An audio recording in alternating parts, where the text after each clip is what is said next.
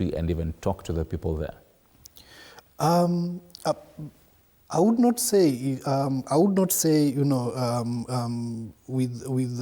a lot of authority, why the two factions are in conflict in Sudan, and I think we have seen, based on the meetings that have taken place in several parts of the world, people just trying to put their heads together to look at that. So there are a number of things that, as an organization, we say we are not going to get ourselves involved in. There are people who are pushing that agenda, and our only hope is that when they push that agenda, that it's sorted as fast as possible, so that the people of Sudan can, go back to at least some level of, equilibrium, some level of life, that they're able to move from one place to another, that they're able to walk into a medical facility when they are unwell to get treated. And that's why our cry is, in as much as there are other players that are pushing, the other agenda, what we are saying is,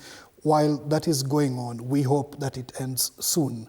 But while that is going on, can the people of Sudan be given an opportunity to access medical care, be given an opportunity to access humanitarian aid, be given, even us as we move around Sudan, can we be given an opportunity to move and, facilitate movement of medical equipment and medical personnel inside Sudan. Right.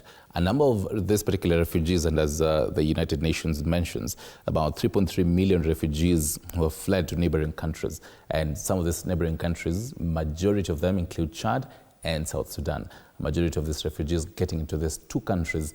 But then as Kenyans, as we are looking at this particular conversation, in the long run, should we be worried about the impact of refugees even flocking into the country, into Kenya, and what kind of humanitarian crisis are we looking at in the long run?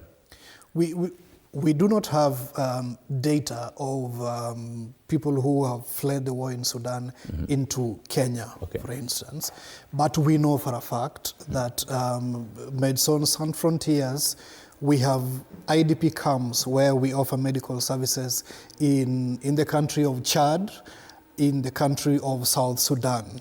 And these two countries actually have majority of refugees or people who have fled the war, the conflict in Sudan. But there are few others who left Sudan through countries like Egypt, Ethiopia, and those others.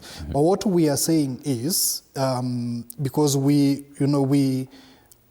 are neighbors. The proximity between Kenya and Sudan is very clear.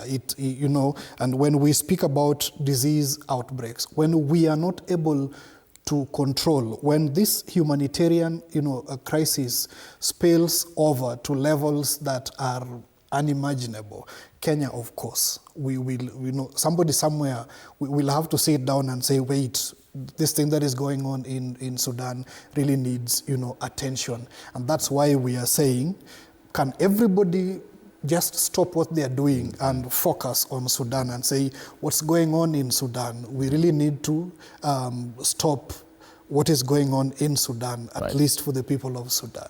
Now, Mr. Riaga, before we wrap it up, just to really understand these particular numbers, 3.3 million refugees, that's